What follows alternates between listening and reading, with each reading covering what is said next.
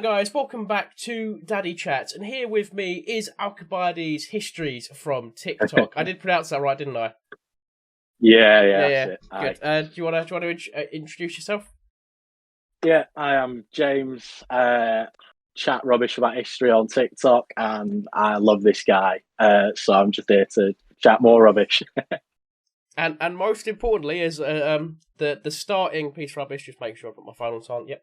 The starting bit of rubbish we're going to talk about is the famous conspiracy, which I think was really the first sort of viral video you had, was the conspiracy of Saint Mark and the burial of Alexander. Yes. Yes, I can go off on that. So basically, it's not my idea. This was it came up by quite a famous historian, and he sort of came up with this idea that the body of St. Mark that's interred in the Basilica of St. Mark's in Venice is not actually the body of St. Mark. It's actually Alexander the Great, and there's quite a strong argument for it. It's been overlooked recently. It basically goes that when Alexander's body was on the way back to Greece, it was obviously redirected back to Alexandria by the Ptolemies. And what they suggest is that after the it stayed there up until the Theodosian decrees, which basically outlawed sort of the worship of pagan practices and temples. It was passed off as the tomb of St. Mark's, as Christianity was now widely accepted, obviously to keep the tomb safe, because all information that we have on the location of Alexander goes missing at the exact time that all information on the body of St. Mark turns up. So once this happened and the Arabs began the conquest of North Africa, some Venetian merchants purchased the tomb of St. Mark and moved it to Venice, which it's stayed there ever since. So I'm quite a big proponent of that idea. It does make a lot of sense, because obviously, well, I mean, if you go into the fact of like the 100% we know for a fact that a lot of the statues that obviously were being destroyed as Greece was being Christianized, and obviously the regions around it, and what a lot of people did, especially the more like Hellenistic religions, like and a little bit in Egypt as well, was they went around and they said, oh, what if you exorcised, because obviously the Christians believed, because they were pagan, they had demons inside them, the statues had demons. Yeah. So they said, what if you exorcised the demons and made them Christian symbols? And obviously all of these new preachers were like, oh yes, I get goodie points for exorcising the demon. Yeah. And they just went, they probably clocked on, it was a farce, but they knew if they could big up the masses and get more popular with the other Christians. So they did it, saving the statues, which is why a lot of the statues you see, or a lot of biblical iconography, ends up being very ancient Greek in style. Yeah. Exactly, it's that syncretism. You see it all over the place. You know, if you're able to sort of merge beliefs and culture into, you know, because obviously, using an example, you know, more pertinent to us, obviously, Thor's hammer and the Christian cross were merged pretty much exact. So you see it everywhere. The it's Celtic fantastic. cross as well. That's the exactly. I think I think Christianity really did get that from Rome, which is ironic because obviously Rome tried to suppress Christianity, but Christianity could have never been as big as it is today if Rome had never existed. It was, and I think that the Romans were hyper successful because they never obliterated a culture and its beliefs. The Roman, that was one of the failings that the British Empire had. We just sort of went in and was like, "You're civilized and British now, huzzah!" This is how we're doing it. Whereas the Romans went in, we said, "Oh, we may have killed a few 100,000 of you, but if you worship these gods, they'll make sure it doesn't happen again, because our gods were clearly better and stronger than your gods." They just started collecting them, and they added them into the collection. Obviously, you get Poseidon is Neptune and stuff like that. So. I think the Romans were geniuses in the fact that Roman culture wouldn't override it. It would slot into the local culture. The only place I think they failed at that, the only place I think they failed at that would be Wales. Really, you see a really cultural resistance to Roman rule. That's why England is much more Roman, I believe. Anyways. Yeah, because I suppose the Celts retreated to the Isle of Anglesey as well, didn't they? There was quite a stronghold back there. and they never truly wiped it out. There was also plans. I can't remember the Roman who was said to be doing it, and it's up for debate by a lot of historians. There was plans to invade Ireland at the time, which because a lot of people don't realise that Britain really, if you look at the projection of the Roman Empire, it makes no sense to go for Britain unless you want. It was only done as a way to build up like honour and conquest. It's why Julius Caesar went up and did it, because I think he tried twice and he got kicked out like twice, which is cool. And then obviously it was, I forget the name of the Roman emperor who actually managed to succeed and do it, but it wasn't him; it was generals. But it was like they hated Britain that much that Nero said if they lost the Battle of Watling Street, he was just going to pull out. He didn't care. It cost the money to have. It was like again drawing parallels. It was like having America with Britain. America was too much of a hassle. If Britain really wanted to win the American War of Independence, it would have happened. Exactly. It was a low priority at the time. They were far more concerned with obviously France, Spain, the Lowlands. But it is what it is. If we there's some really interesting bits. Sorry, go on. Yeah. Well, it's all right, honestly. I was just saying that I feel like second delay. Yeah, there is a small delay, a little bit. I think the honest answer of why the American Civil War didn't go out was because there was a certain subcontinent that was quite infamous with the British Empire now that we was just starting to get a little bit interested in.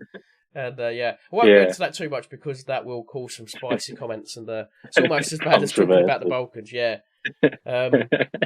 It's a topic. I was actually, I mean, by the time this comes out, I don't know after. Will I wait? No, this is coming out start of September, so. Oh no, I can't talk about that because I'm trying to figure out what I can talk about because I'm so far ahead of what videos would have come out. Right, yeah. Oh, sorry, it's a spoiler alert, guys. I'm doing a video. If it's out, you've seen it, but I'm doing a video on Run of Alona the First, and that is a really interesting bit of history because she was her husband was propped up by the British, and then it was a weird when she took power, the French invaded, and then the British we came in and said, "Oh no, please don't do that, Mr. France." And then eventually the French did pull out. She won the war. She did win the war. Yeah. But then she went crazy and started throwing Christians off of cliffs, which I like the weird sort of stuff that Britain got involved in, and then you see it go, actually, we're not involved in it. And you see on the historical record, everyone just sort of goes, that's not our fault. Forget that one. Just talking about the British Empire. It's just recent in my head. It's like we do have a tendency to go in, go cock things up, and then go, no, wasn't that? Never there. Madagascar. Hang on a minute. Never heard of it. But talking about the British Empire, it gives me a nice little segue on to the Canadian trench raids, which I believe. Have you done a video on the Canadian trench raids? I believe. I think I've seen. I don't think so. I think I've done one on Pega, but I think that's probably as close to it as I touch. He's an insane character. I did a small little Jimmy Talk video on him. The fact that he fought against discrimination to get in to fight. Yeah. That takes a lot of guts when someone's going, no, you can't fight.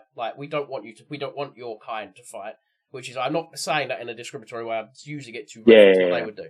Yeah. And then he went, no, I want to fight. I feel patriotic to which is his homeland, to be fair. Yeah. And then he went over and I mean, I'll let you talk a bit about it because obviously you've done more research. Well, he was the most effective sniper of World War One. Sort of the way he was able to guide troops back and forth across the trenches. The man was fearless. Obviously, there's a bit of controversy about using Sabaton as a historical source, but I think it's very good in sort of educating people about these topics, and people go on to learn about these individuals in their own time. It's the way I heard about him, but no, the man was a legend. He's all respect to him. No, I mean, I completely agree with you. I think Sabaton is viewed as sort of like musical Wikipedia, but what people forget is they have a research team behind them. Like I've had the pleasure of having a small Twitter conversation with Sabaton. It was mainly, can I please use your music in a YouTube video? Yeah, but we're gonna we might get copyright claimed or something. Okay, cool. Monetize And, it, yeah, that was the extent of the conversation, but I will hold on to that for the rest of my life because that was amazing. Yeah. But no, I think I learnt about the smoking snakes, the Brazilian Expeditionary Force, the Brazilians, which is actually still, I believe, my most viewed TikTok and my most viewed YouTube video, which is, thank you, Sabaton, for that. But I think I completely agree with you. I think it's underrated. People tend to slag off Sabaton, especially. For like idolizing and making stuff like they did a video. I think they've done a song on Larry Fawn, which obviously, as we know from the Stacuti controversy. I was about to say that really kicked off, didn't it? Yeah. So. But no, I think it allows it brings people into something. Like I would have never known about Francis Peggy-Bow. But moving on to the Canadian trench raids and stuff. The one of my favourite bits. I'm not 100% on the Canadian trench raids. The only reason I know about it is because what they would do is, obviously, we all know how trench raids work. They sort of sneak into the trench, then you cut wires and you make it easier for the people next day. The Canadians went next level, would sneak in and start assassinating German troops while they were sleeping. Yeah. Capturing them, bringing them back, interrogating them. Yeah. To the point, well, not interrogating, just killing them. Like, they went absolutely... to the point where the Germans, when they captured Canadians, there's one story I read where a German officer was, like, so angry, he was... You know when you reach that stage where you start angry crying? Yeah. He was screaming at this Canadian's face and saying about all the horrific stuff the Canadians had done. And then I'm just sitting there and I read that story and I was like, that Canadian prisoner must have said, I'm so dead. I'm not getting out of this. I'm not going to a prisoner of war camp. But I think the best story, I'll pass it over to you, is the best story I heard was they would throw tins of food over to the Germans, like, because this was just after the Christmas truce. So they took advantage of the previous troop in that had built up a rapport with the German troops. Yeah. And so they threw tins of food in, and then eventually the Germans would get used to it, and they'd go, more, and then there'd be a game, and they'd start catching these rations, and they'd do this for about a day or two. And then about on like the third day, or the second day, the Germans would shout, rations, more! And then there would be a grenade just plop in front of them, where they're all standing, and they would... the Canadians were they're scary. Don't let the Canadians loose, man. They're scary bunch, apparently. Yeah, well, it's always been said that it's sort of that Anglosphere intelligence that was contributing in winning the war. Soviet blood, American steel, British intelligence. But there's so many examples of sort of this Anglosphere intelligence that they've used, like the evacuation from Gallipoli. I mean, it was Churchill who said, evacuations don't win wars, but the amount of times that the British have got themselves into stupid situations or have managed to get themselves out of it as well, like sort of creating this, faux army of these rifles that would fire by using sort of water buckets to fire the rifles. They got, I think the estimates for the British losses were in the thousands, tens of thousands, but they lost probably only a few men. It was a stroke of genius. It's sort of replicated across the Anglosphere, I think, which is fantastic. Oh yeah, I've always said my common saying whenever I look at British history is whenever we're in the position of power, like if you look at the Battle of Gate Par when we was up against the Maori force, we underestimated it because it was it was British superiority, and so the Maori dug all these tunnels. We put a flag up for our artillery, right? Which we got the math wrong. Yeah. Right? So then the backup force was meant to come in from behind, went into the wrong position, got shelled by artillery, so they were useless. Yeah. Then we sent in this petty force of like 1,000 people. It might have been a few more. I'm not good with numbers. Aye. And then as they go in, there's no sounds. They think the Maori have pulled out. And then out of nowhere, bang, shotgun, Yeah. run, bang, shotgun. And these like Out free the clock, Maori yeah. guys. Yeah. But what they did is they took out the officers, because obviously at that time our officers were like Yeah. highly decorated, like they basically wore fancy dress into the battlefield. And then obviously without the officers, everyone panics and it's just an absolute bloodbath. And then Chaos, the next yeah. time we went up against them, we brought in everything. And so I always say, whenever the British find ourselves on the back foot, in the underdog position, like when we attacked in World War II, when we used biplanes to attack, I think it was the Italian Navy. Whenever we're on the back foot or the underdog, that's when we win. That's what the only time the British can win is when we're on the back foot. If we're in the winning position already, i.e. every I think it may be football cutting match out a ever, bit there. I did hear the end of that, but yeah. Where did I cut out? Oh, I think we've lost completely. There you go, you're back. Can you hear me again? I think it's reconnected. Yeah, I'm back. Yeah, There you go. Yeah, I think we're good. That's right. Sorry about that. That's right. That's just the technical difficulties. When I did the podcast with Hayden Mattis, I lost an hour's worth of footage because I accidentally pushed the button and stopped recording. Yeah, that was a long part. It was like a 2.5 hour recording session. It was the longest podcast session I did, and I lost an hour of it. I was so angry. It's fine. Just gives me an excuse to get him back on. Now he's up to 50k, so I need him back on to get my subscribe. Benefits of TikTok, you can only really lose a minute or two of content. Yeah. I mean, it's still annoying. Before they had the captions, and I had to put them all in myself. If I lost a video, I got so angry. I was like, I've just spent an hour and a half working on these captions. But no, like I said, when we took out, I believe it was an attack on the Italian Navy with biplanes. That should have been a bloodbath against us. But whenever we either like overestimate an enemy, or like we're in a position again, the Zulus' famous incident when the bigger Rorke's force, Drift. Rorke's Drift was obliterated, with, and then the smaller force won. So we as a people, we just have an inability to accept success. I think we can only win when we're losing. Suffering from success. Yeah. I mean, I've completely forgotten the battle I was about to bring up. Never mind. What was the? It's all right. Well, yeah. We'll move on. What was the other thing I sent on the list of discussion topics? That's just Diadochi Wars. Diadochi, yeah, that's it. So, I've been really big. Like my next simp after Alexander is Antiochus. What's your who's your favourite? Okay, go on. Perdiccas. Yeah. No, I will defend Perdiccas to the end. Really?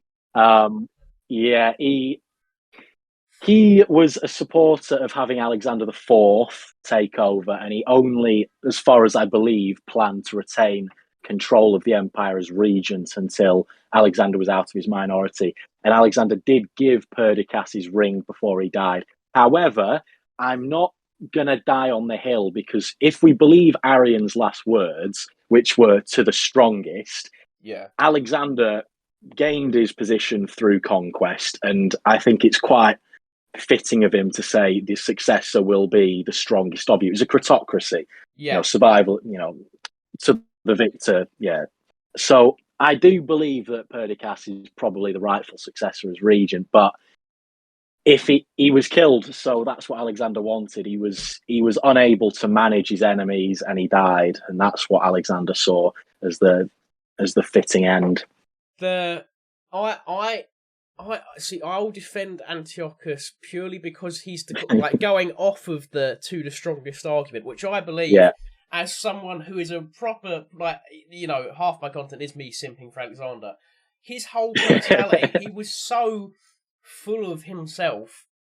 That I cannot see him just going, "Oh no, my son will take over, or you'll take over, or you'll take over." He's gonna go, "No, I want someone to be me, the next me." me. He Yeah, probably wanted his line to continue. He probably did want his son to rule in some capacity. But I can see him like also being like mildly bitter that he's not going to get to enjoy his conquests. So I can see him going like, "Oh, sod it! I'm going off. I'm going off to the wonderful little afterlife now. So that's the end. you guys can fight it out." Like, and that I could see him doing that. But no, obviously, 100%. From that, and Antiochus came the closest to reuniting the empire. If it wasn't for Lysimachus and Seleucus, he would have done it. But it took an alliance of Lysimachus and Seleucus to bring him down. Yeah. No, it's interesting. It really is. It's not one of my strongest suits, but I do have a basic understanding. And I think, Perdiccas would be the number one, but I think I do have a respect for them in the sense that, it was the, survival of the fittest, the strongest to win. And obviously those dynasties went on to live, pretty much until they were absorbed by the Romans. And so I think that's an achievement in and of itself. I mean, the Antigonid dynasty went on to rule Macedon for generations. I think, it brings me to my next contender because he was related to Alexander. I think Pyrrhus really did. If Pyrrhus had gone east instead of west, I think he probably could have pulled off a proper conquest of his own. He shouldn't have gone west. That was his mistake. When he had the choice from going to Tarentum to Sicily, I argued this in my Pyrrhus videos. If he had chosen, because he got asked to come to Macedon and rule, right? If he had chosen Macedon, he could have used that as a base to retake Alexander's empire, and he was of the bloodline. He was his cousin. He was his nephew, I believe. His cousin. He had the most legitimacy issues. His soul. Exactly. Yeah. He had the legitimacy. He had the military skill. However, the only thing is, he is a brilliant battlefield tactician, but he's not a strategist, and that is why he failed. Like, he was at the gates of Rome, and he went, we're gonna. Admittedly, he didn't have a Roman army in his tail, but he could have sacked the city. No one really knows why he pulled out, because he didn't even really besiege it. He just sort of sat outside. Sat there. Wanted to visit. But no, I still say the reason Pyrrhus screwed up was he went to Sicily and not Macedon, and he should have gone to Macedon. Yeah. Aye. But another question is, I have a conspiracy theory of my own. Do you believe that Cassander killed Alexander IV? Supposedly, he poisoned both Cassandra and Roxanne, didn't he? Supposedly. I don't know. And do you think? Now, I'm going to go first. What's the argument? Yeah. Because, the argument is, after they died, Cassandra immediately comes in, rules, and has his sons on the throne. And then obviously you have the wars which Pyrrhus gets involved with. Yeah. But it's just too conveniently placed that he is in the position to grab power. That he is, yeah. And it's like, because Roxanne was like, she was with it. She knew what to do, and she moved to positions to make sure that her son was going to get on the throne. So, like, the only way she can be outmaneuvered is someone who was very close to Alexander, who knew her very well, because by being in that proximity, he would have a very good understanding of Roxanna. So it had to be him. It could, because if it was any of the others, they would have moved in and they would have made sure that the plan came to fruition. They would take power. Yeah. The real conspiracy part comes in for me because I believe he possibly poisoned Alexander as well. Whoa. Yeah. What's your thoughts on that? I don't have any evidence for it. I'd have to have a proper look into it, but it's like, Governor, I need a source. The source is that I made it up. Yeah. Yeah. No, I'd have to have a proper look into it. Yeah. Yeah, it's one But of those no, things. I'll come back to you on that one. I don't know Yeah, in a minute. that's fair play. That's fair play. It's one of my main theory behind it is Alexander either passed away from malaria or alcohol poisoning. Yeah. Right. Mm. Now, alcohol poisoning is very easy to put in with other poisons. Yeah. There are poisons that present similarly to alcohol poison. Alcohol is a poison in itself. Yeah. And it wouldn't be hard Yeah. if, like, I'm a big wine drinker. I know from watching documentaries that there are, like, a lot of, throughout history, the drink that you give people when you want to poison them is wine because the taste of certain wines is so strong. What did Alexander love? Wine. So, right. It's possible that I know, again, it's a big conspiracy theory, and I agree with the historians, it most likely was alcohol poisoning. I don't like the malaria idea because I find it interesting that there's two entirely different histories where one say that he died on the road from malaria, and then other people say he died at a party from alcohol poisoning. So which side? So away from the conspiracy theory, what side would you take, malaria or alcohol poisoning? Alexander the Third or Fourth, great or his son? Do you mean? Great, third. Third, yeah. I actually have. There's actually a third one that I follow for this one. Some people say it was Guillain-Barré syndrome. Guillain-Barré syndrome. Obviously, from a neuroscience background, it's quite interesting. And they actually say a lot of the symptoms are very congruent with this sort of degenerative disease. And they reckon that when Alexander was supposedly dead, he actually wasn't. He was completely conscious, but very, very ill. This is the one that I sit behind. Again, obviously, we're not going to know, but I think they've recently reopened this case, and a few people are picking up on it. But I think that's the one I'd back. If we were to go with the original two, though, I think it's more likely to be alcohol poisoning. But I still stick behind Guillain-Barré. I didn't know it was called that. I've always heard it's the locked-in theory, which I think I sort of discount because I love him so much. I hate the idea of him spending days just listening to people, like talking about burying him. But it does make sense because obviously the legend is. But we also then have to take in: is it legend? Or is it historic? Because obviously at that time we did like to, like, if we look at Herodotus, I love Herodotus with passion, but he's a storyteller first and foremost. So he, I had a dream. Let me tell you about it. I will defend Herodotus to the end because obviously I've been compared a lot, history daddy, father of history, like that. I don't deserve that comparison. He's a lot smarter. He will, a lot smarter than I'll ever be. But like if we look at that sort of that time, he's Alexander the Great, so you're gonna want to tell a great story, like his body didn't decompose because the gods just wanted to bear witness. I like the supposed end where his coffin was dragged through the streets with his arms out, so that the people could touch his hands. A lot of people put that down to ego. I don't. I put that down to a sudden stop of humility, which he showed when he met Diogenes, which I will let you talk about because I've seen you. I know you've done a video on Diogenes. I love Diogenes, but like I think that was a weird way of him saying, as great as I am, I like the gods are more like will claim me eventually because he was taught by Aristotle, so he's going to have some like he was a philosopher, he was a philosophical warrior king, much like Marcus Aurelius. But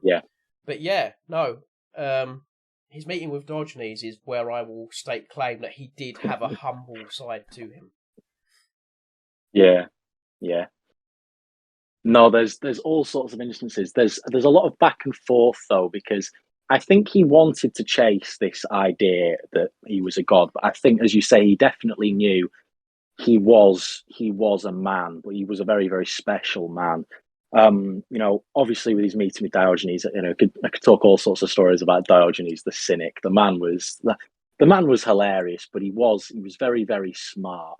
Obviously when they met, and and there's obviously the meeting with about can you move out of my son, when Alexander asks him what he can do for him. And I think Alexander respected him. But yeah, I think because obviously Alexander, and he definitely played to the idea that he was a deity, especially at the Oracle of Siwa, when they went there, asking for fortune tellings about his conquests of the Middle East. He definitely played more as a god in his conquest of the East, because they were used to having this god king, this Persian god king, and Alexander wanted to inherit that mantle. So he had to adopt a sort of a degree that he was this very, very special figure that could be worshipped. This naturally annoyed some of the Macedonian troops and nobility, because they were far more behind the idea that he was the son of his father Philip, and not one of these gods. But I think that was something Alexander did very, very well. He was able to sort of syncretize these beliefs to help maintain control of the places that he conquered, and that's sort of my take on it. Yeah, I mean, obviously, I think one of the reasons he really did lead into, because it was like, obviously his mum had said that she had the dream that Zeus came down and impregnated her. I low key think, because the relation between Olympia and why have I forgot what's his dad's name? No, I shouldn't have forgot this. Alexander's. Yeah, Alexander's dad. What have I forgot? Is Philip. There we go. That is embarrassing. We'll cut that out. So anyways, the relationship between Olympia and Philip, that I definitely haven't cut a bit out there. The relationship between Olympia and Philip is awful. When I was looking into, cause my first YouTube video, because it was a popular topic at the time, my TikTok was Alexander the Great Greek, which I changed my mind on now. I would say historically he's ancient Macedonian, and in a modern sense he's Hellenic and he's Greek, which the comments will now be brilliant. Incoming angry comments. Incoming angry comments. I know. It's fine. We're about half an hour into the podcast. If they've made it this far, they deserve their angry comments. They're allowed to make some angry comments. But when I looked into it, their relationship was, Alexander followed his mum when she left as well, which is interesting. He was a real mummy's boy. The film, although it is horrifically inaccurate, did get the fact that he was a mummy's boy. It probably took it a bit too far, because when I was going to do a jokey video on TikTok about it, and I looked into researching it, and there is no evidence that they had an incestuous relationship, which the film really puts forward. It's plays to. Yeah. It's Alexander's a mummy's boy. Did he sleep with? No, I think I've made that joke in the past, but I do regret it, because I haven't. There's no evidence for it whatsoever. But I do believe that Alexander may not actually be Philip's son. It's definitely possible. It's definitely possible. Yeah, because he probably kept up appearances, but. As far as I know, his only real siblings were his half sister, wasn't it? Yeah, I think so. Mm. Yeah, so obviously you need a male heir, otherwise your line's going to end. So he probably just, if Philip did know, or because they hated each other for a reason. And so I'm not saying it's true. I'm saying that there is. We don't know. Yeah, it's possible. There. Yeah, but going back to Diogenes, because I think we both have an absolute adoration of Diogenes. Have you ever heard the story of the chicken? Yeah. Do you want to tell that story? Do you want to go? Go on, you do the chicken. You do the well. All right, okay. I'll do the chicken. I also want to do the archery one as well, because that's one of my favourites. I'll do the chicken one if you want to do the archery one, because I've not heard the archery one. Yeah. All right. All right. So my favourite is above. I would say this is above the barrel. Get out the sun story. Yeah. Because it was, I believe it was Plato, wasn't it? He came out and he was like, so a human is a featherless biped. And then Diogenes just goes off to the market, doesn't pay for the chicken according to what's rips off the feathers. Just starts sitting there in his little barrel, ripping off chicken feathers, and then runs up to Plato's school, barges through the doors, ignores all the guards, shoves the chicken in Plato's lap. Yeah, and it's just the most beautiful story of because Plato wasn't as good as Socrates, and Diogenes, that was the whole that chicken story was you're so far up your own arse that you're like you can taste your own tonsils, mate. Yeah. So just look at it. And then Plato immediately, about a month or so later, changed it to a featherless biped without claws. And I'm so upset that he didn't find a rabbit or something. Some other loophole, yeah. But it's just the fact. I like the fact that no one tried to stop him as well. They just saw this crazy naked man walking into the and he just there's Diogenes, yeah. But I've not heard the archery one.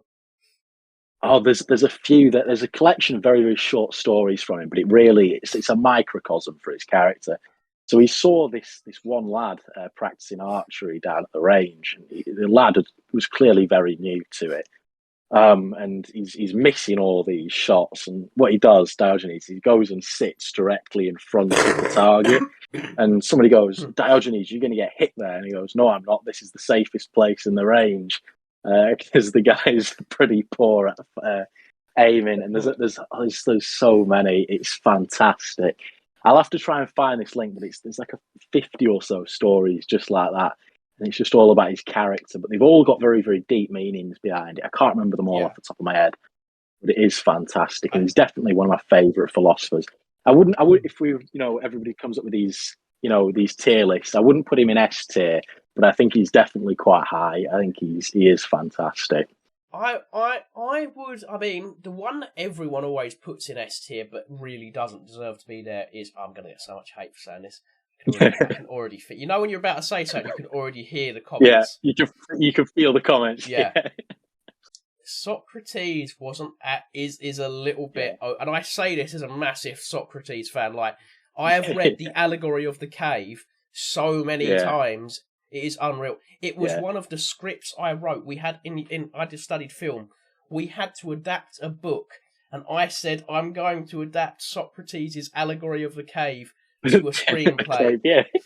It didn't work because, fun fact, ancient Greek philosophy doesn't really turn well to screenplays.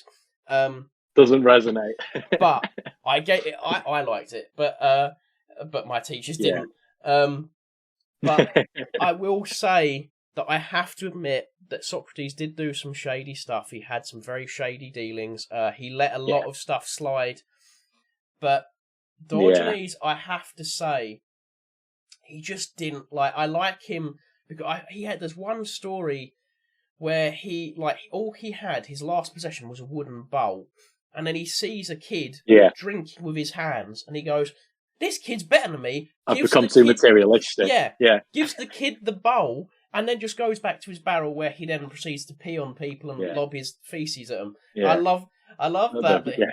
But that one of the most famous bits he's famous for is lobbing his own fecal matter at people while they're shopping. Yeah. Fantastic. But what other philosophers would you say are very good in a historical sense? So it's quite a controversial one. I do like Nietzsche. He's definitely one of my favourites. Yeah. His philosophies on sort of slave and master mentality are very, very interesting. Sort of the improvement of oneself, becoming the Übermensch, as he calls it. Yeah. I think he's definitely one of the best ones. You can pick apart all sorts of philosophers for, having sort of views that are not morally acceptable today. But I think it partially comes down to how you interpret them as well. I could take the works of Diogenes, which Diogenes is, he's the ultimate libertarian's philosopher. He's total freedom to the point where you can do what you literally lob your own shit at people. Like and get he is away the with it. ultimate. He is pro freedom to the max. I could probably still take that and use it in a fascist sense, and that's the problem with philosophers. Is it's their work is as interpretation. Yeah, exactly. Sorry, I interrupted you there. Sorry. No, it's all right. You didn't. I was done. I was done with the point anyway. But yeah, no, there's a few. I'm not a fan of Sartre, the French one. Again, he had some dodgy personal dealings. I find it hard to look past them. Again, obviously, you can say that about most philosophers, but he's definitely very, very low on the list. There's a few others, but yeah, no. How about you? Who would you put as either the top or the bottom? It's going to be very controversial, but Marcus Aurelius. Go on. Yes, 100%. I agree with that. Back that. A lot of people really go, oh yeah, but he's a Roman emperor. No, if you read some of his quotes and actually read some of his proper philosophy, that man... It's fantastic. That man, I think he didn't want to be Roman emperor, but he knew he had to be. Yeah. Because that man's calling was not military in any way. He was a great military leader, but if you look at where his true talent, it was philosophy. That man was born to be a 100%. Philosopher, to the point where he would end up being a philosopher, and it's why I put him up alongside Alexander, because even more than Alexander, he was a philosopher king, not a he was 100%, and he gets belittled. Like, people go, Marcus Aurelius, one of the greatest generals to ever live, and then his philosophical works get left aside. His philosophical works completely outshine his military works. It's a real tragedy that it's his military works is that's what he's been remembered for, and I think he'd be upset at that fact as well. Yeah. Well, he said he preferred his inside his written works. He would say that the words that he spoke were more powerful than anything he ever did as the emperor. And if you think about it, his philosophy is one of the late proper groundworks for Western society as a whole. A lot of the stuff we follow is not really yes, obviously you've got Socrates and Diogenes and that, but one of the real philosophers that laid the groundworks that would lead to the Renaissance was Aurelius, was Aurelian philosophy. Mm-hmm. But 100%. He's got some fantastic little quotes as well. Some of them are actually quite critical of democracy, which I think is... So obviously, he said, the views of 1,000 men are of no use if none of them know anything about the subject. Yeah. But he does make some very, very good points, and I would definitely put him very, very near the top, if not S tier. I think because when people do these tier lists, they put a lot of people in the S tier, and I think that should really be reserved to one or two people. And I think 1 or 2, you can't really be having more than 3 because it defeats the point. Yeah, the other day I confused when I was doing a podcast episode of Bite-Sized History, and I confused Marcus Aurelius with Aurelian, as in Restitutor Orbis, and I realised after, and I was like, I'm such an idiot. I'm such an idiot, but which is a key distinction. They are easy to confuse name-wise, but obviously they did. Whereas Aurelian was military conquests only. I mean, to be fair to him, he came out of a situation that should have destroyed Rome. Yeah. If we look at there's no way, because you had the Gallic Empire to the west, which was weak but firm, and the Peloponnesian. And this is going to be another hot take. I've done a lot of hot takes this podcast episode. Zenobia wasn't actually that good a leader because she was in a position that she should have won. And I think not to discredit Aurelian, I think that he was a very good military leader up against a very average military leader who just thought herself so highly that I'm going to upset a lot of people because I know there's a lot of people. I like Zenobia, but you have to admit when the things you love are kind of useless.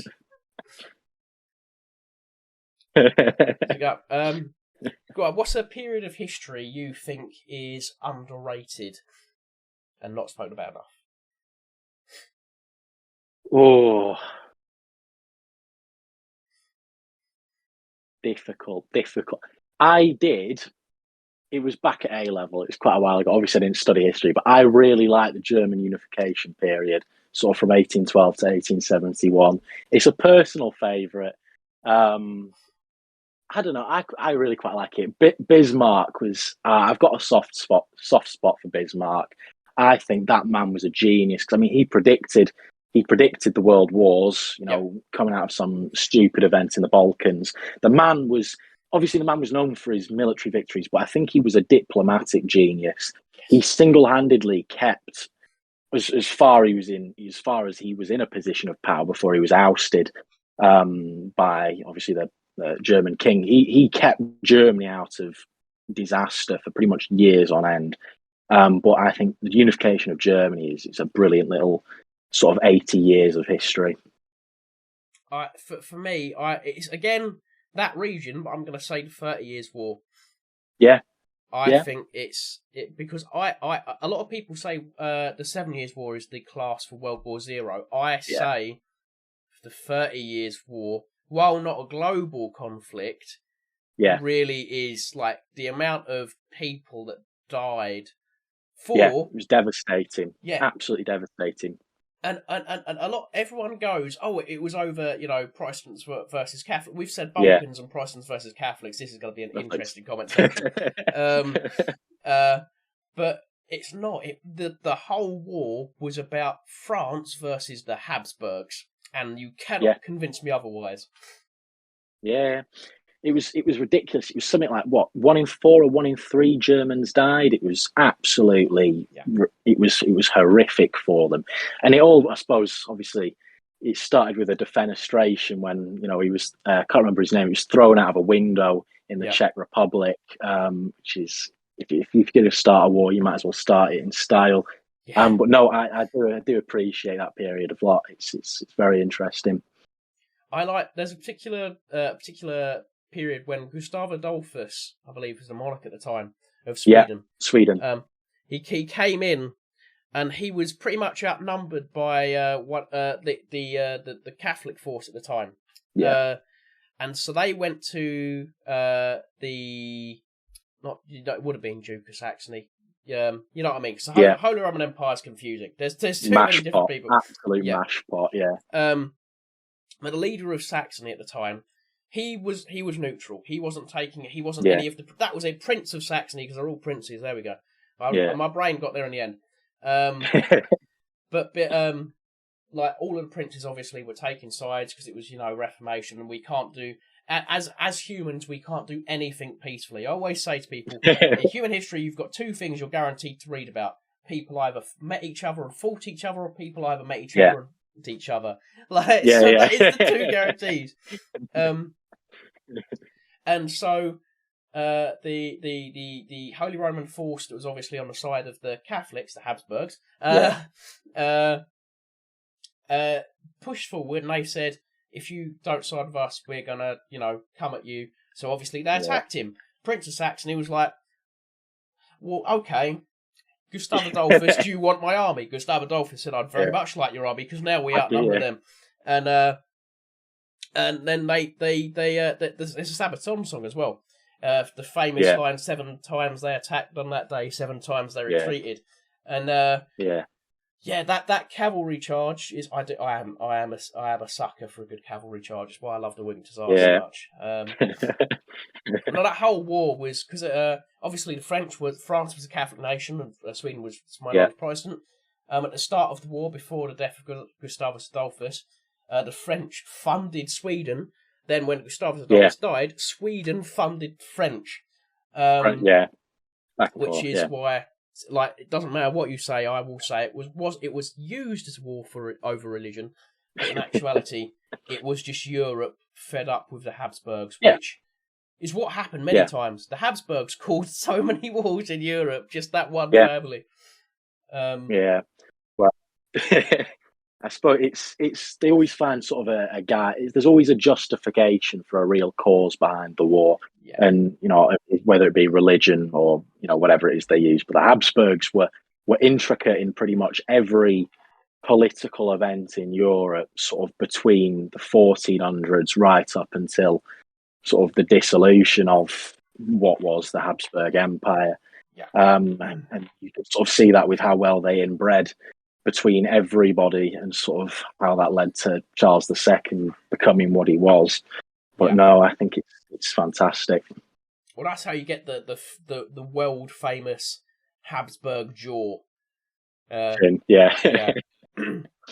Which is I quite messed up for a while, but I don't know. Obviously, you're going into, as you said, neuroscience and stuff.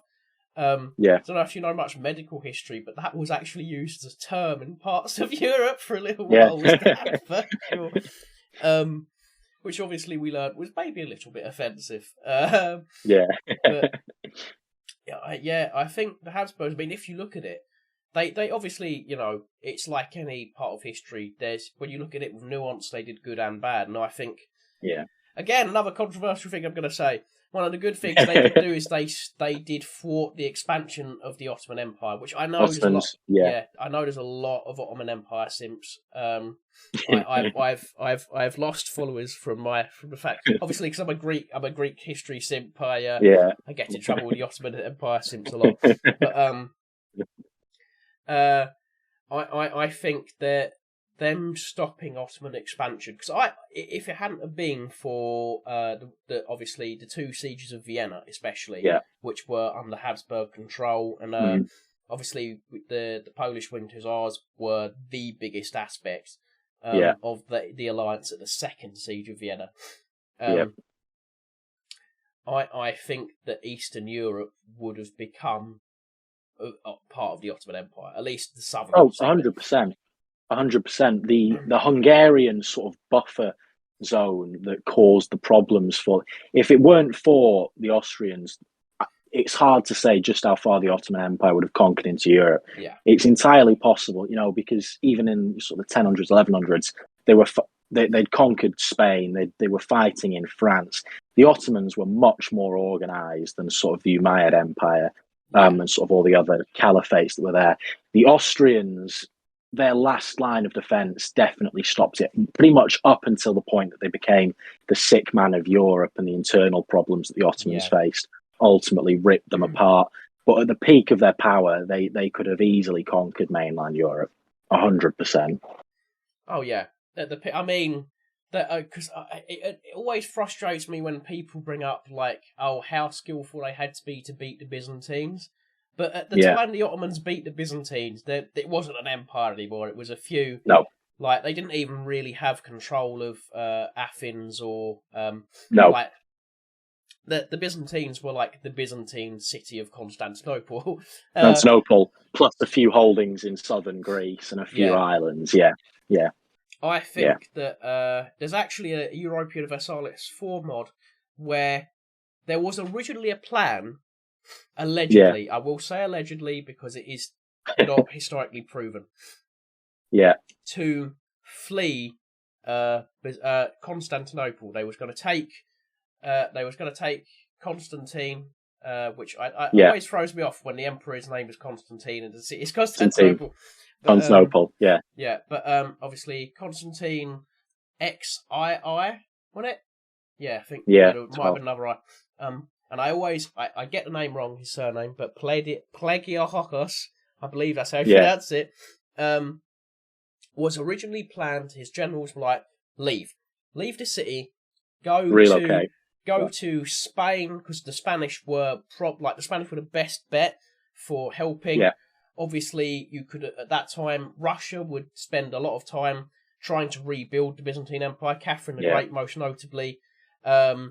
If I think it was Gregory Orlov. If he hadn't died, she probably would have succeeded. She came the closest. Yeah. Which is why. But that doesn't have any long-standing effects between Russian and Turkish relations. The Russians and the Turkish love each other.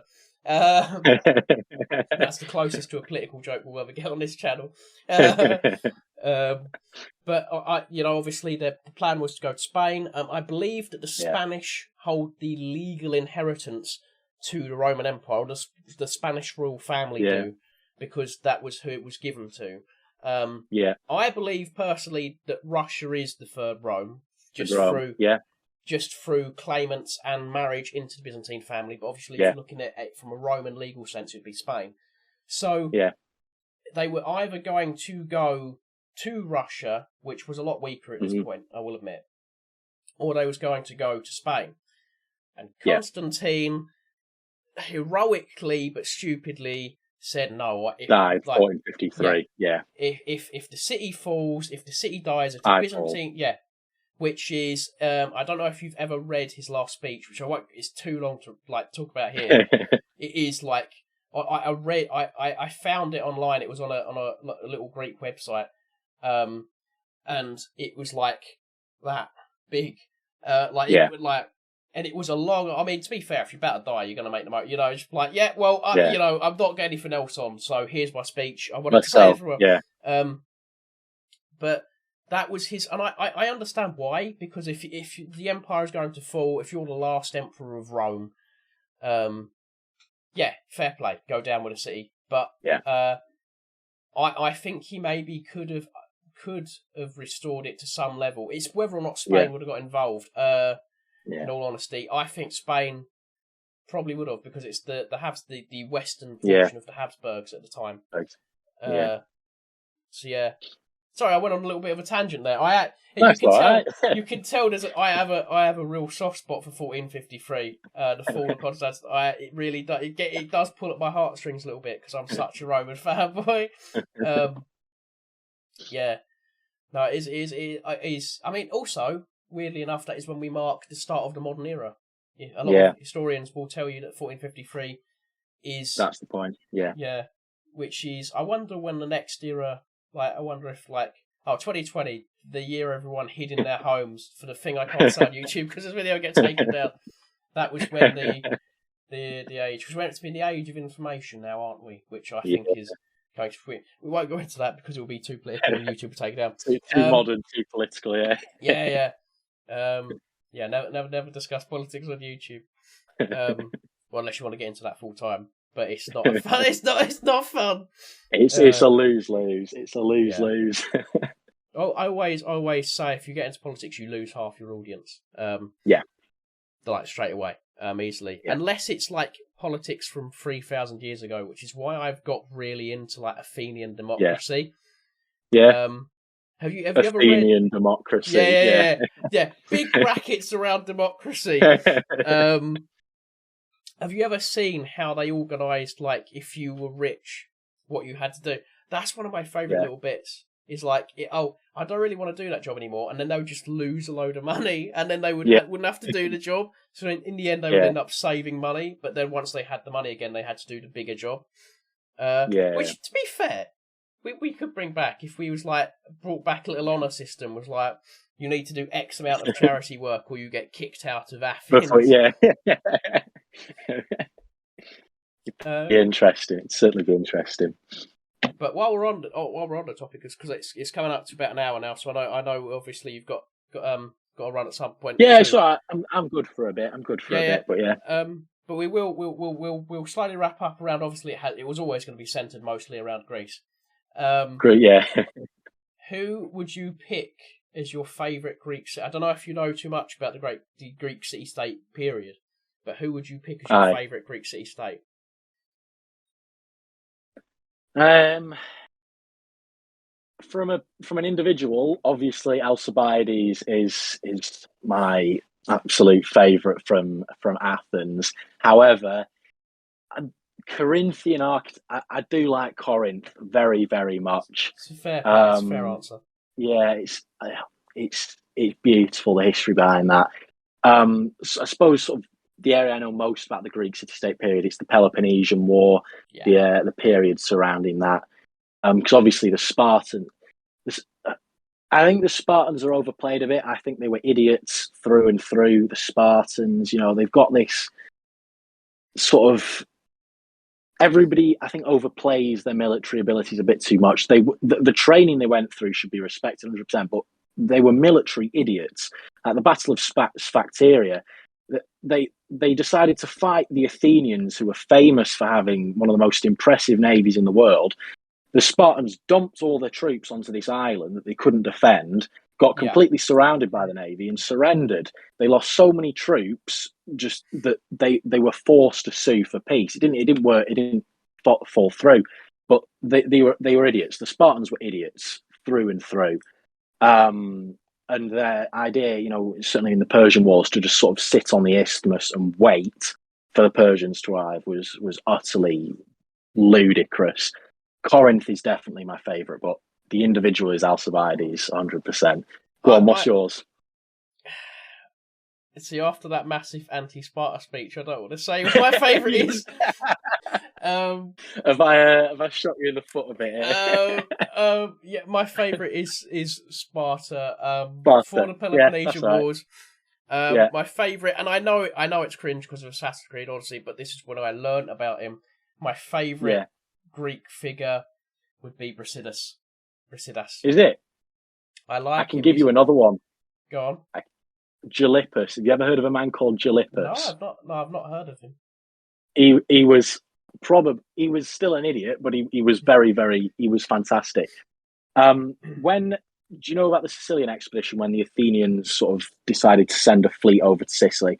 Part of the Peloponnesian War, the Athenians, they decided that they were going to go conquer Sicily, and it was going to help them. The Spartans, Syracuse being the biggest city in Sicily, was the most important one. The Spartans went, right, this is very, very important. We need to do something to defend the island of Sicily. They sent one man. And that was Gylippus. I do love Gylippus very, very much. The man, for a Spartan, was a genius. He basically, when the Athenians failed, mainly because it was led by Alcibiades, and following the whole desecration of the Hermii incident, but they sent Gylippus. Gylippus ordered all the Syracusan ships to have these massive metal rams fitted to the front. He had these massive this wall built. The Athenians started building a wall around the Syracusan wall to sort of starve them out. Gylippus said, well, if you're going to build a wall, I'm going to build a bigger wall around your wall. So ordered that they sort of twice encircle the Athenians. And he ruined the Athenians in Sicily. If you want a Spartan hero to look at, have a look at a guy called Gylippus. The man was fantastic. That's brilliant. He single-handedly pretty much defeated the Athenian sort of expedition. But go on. Sorry, I've gone off on a tangent there. No, that's fine. That's what this podcast is all about. Is constant tangents. The first one with Daedalus was just tangent after tangent. I think we started talking about the Soviet Union and communism, and trying our best not to be political while discussing it, and then ended up talking about like actual dragons. Oh yeah, I thought it was either dinosaurs or dragons. Yeah, that was it. We ended up. I think it wasn't even like Western dragons to link it in. It was like proper Chinese, like Imperial era dragons, which is an interesting. Definitely not a low key plug to make everyone curious. Be like, what? What's he talking about? But no, I think that's pretty much all the topics. Unless there's anything else you wanted to bring up, anything particularly. I mean, obviously, we'll have a bit of a chat about Alcibiades, and then we'll close it off with Alcibiades. Yeah, I love the Mac. Well, I'll finish off on him then. No, he was an idiot. He was also an idiot, but that's part of the reason I love him. Yeah. He was actually, the reason I chose it is the channel name is actually my old classics teacher's Twitter handle. And I suppose I sort of followed my love for Alcibiades from him. But no, he's linked into the whole Gylippus story as well. He was an admiral in charge of Athens, and he was tasked with sort of leading the Sicilian expedition. But on the night before they were meant to go and lead it, supposedly he got pissed, started knocking off all the stone penises off these statues, which was a religious offence, which sort of messed up the whole thing. Got himself exiled to Sparta.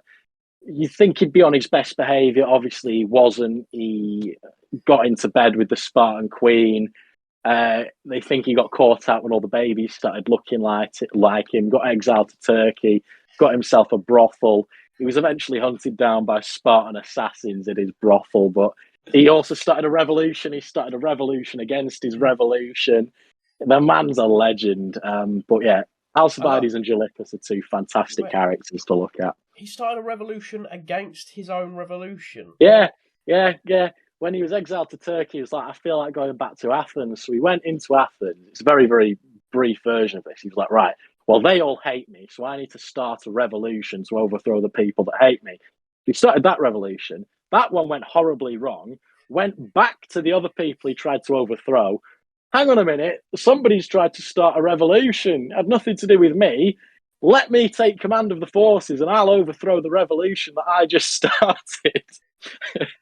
The man was a legend, honestly. But it's worth having a look at.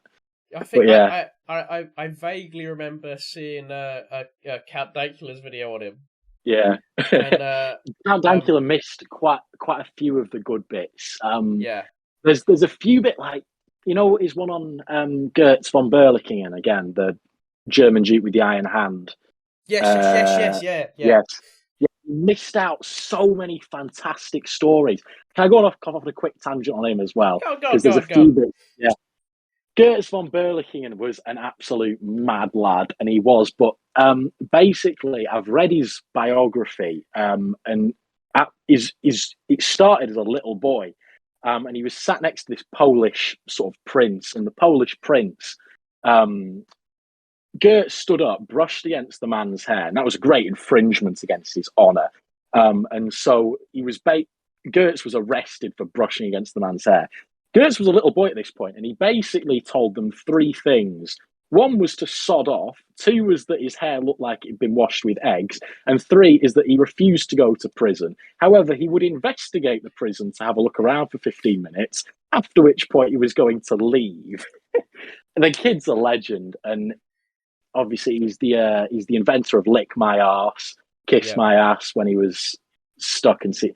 Go and watch the video on that. It's fantastic, but he did miss quite a few fantastic points. I love them all. I need to make like a list of these legends. Him and Eustace the Monk, that's probably the top three. Alcibiades, Eustace the Monk, Gertz von Berlichingen, absolute legends. Yeah, no, that's fair play. I think, obviously for me, the top of my list as absolute legends will always be Alexander. I can't take him off that throne. At this point, me and Alexander are pretty much intertwined. Although, ironically, wherever he is right now, he's probably got absolutely no idea who I am. It's been good having you on. Nice to have you on again. Thank you. But before we go, is there anything you want to plug? Any socials you want to plug? Yeah, subscribe to History Daddy on TikTok and YouTube. You got to plug in your own. You got to plug in your own TikTok. I need to post. I've not posted in a few months. I know. I need to start posting again. I've got ones planned, but I'm just lazy. I saw you posted a while, but you're doing well for the algorithm. Like TikTok, gets mad if you don't post, but your videos still get It does. It's weird, and I think I figured out what it does. If you don't post in a while, it boosts it up again to encourage you to come back and post more. And then when you start posting more, it levels them out again. So I think it will die off again in a few bits, but I think it's trying to encourage me to come back. I've learned this though, because I'm lazy. I go through periods of posting every day and then posting nothing. But yeah, I'll try and make one today. Yeah, no, definitely. I want to see you out. Everyone's going to come from this video and want to see your stuff. You got to get back. Got to make a new one. But yeah, no. Brilliant. Thank you. Honestly, it's been brilliant. I'll have to come on again whenever. Yeah. Cheers, mate. Right. See ya. Bye. See ya.